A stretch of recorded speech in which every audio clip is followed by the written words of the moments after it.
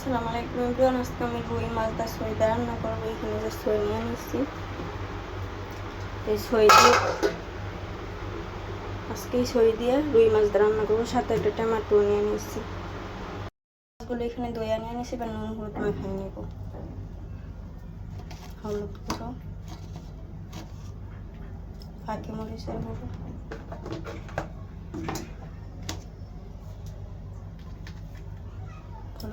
লবণ, তেল দিয়ে দিব। রান্নার তেল দিয়ে মাখায় নেব ভালো করে। ভাই প্যান বসাই দিছি, এবার তেল দিয়ে দিব প্যানে।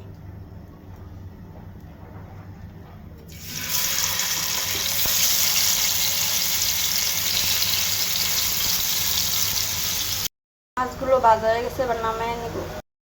মাছগুলো ভাজা হয়ে গেছে, নামায় নিচ্ছি। এবার পেস্ট কুচি দিয়ে দিব ফ্রাই প্যানে তেল। এখানে সবজিগুলো কাইটে রাখছি।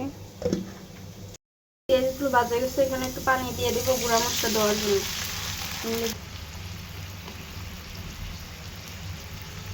হলুদ গুঁড়ো,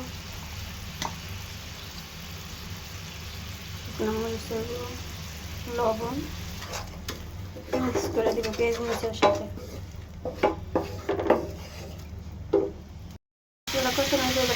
সবজি দিয়ে দিব। সবজির সাথে মশলাগুলো ভালো করে মিক্স করে দিব।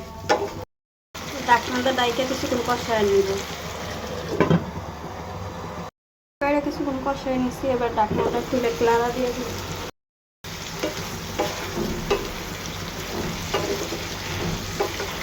এখানে টমেটো দিচ্ছি আর কাঁচামরিচ কুচি নিয়ে নিচ্ছি। এবার দিয়ে দিবি। টমেটো গাইটা রাখছিলাম একটা, কাঁচামরিচটা দিয়ে দিই।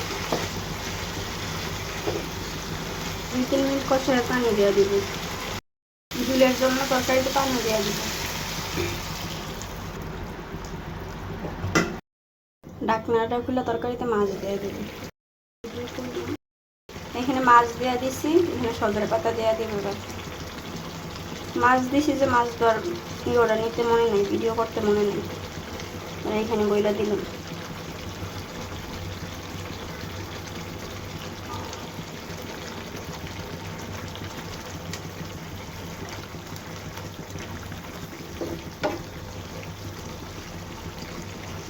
এবার 2-1 মিনিট রান্না করে নামায় নিব।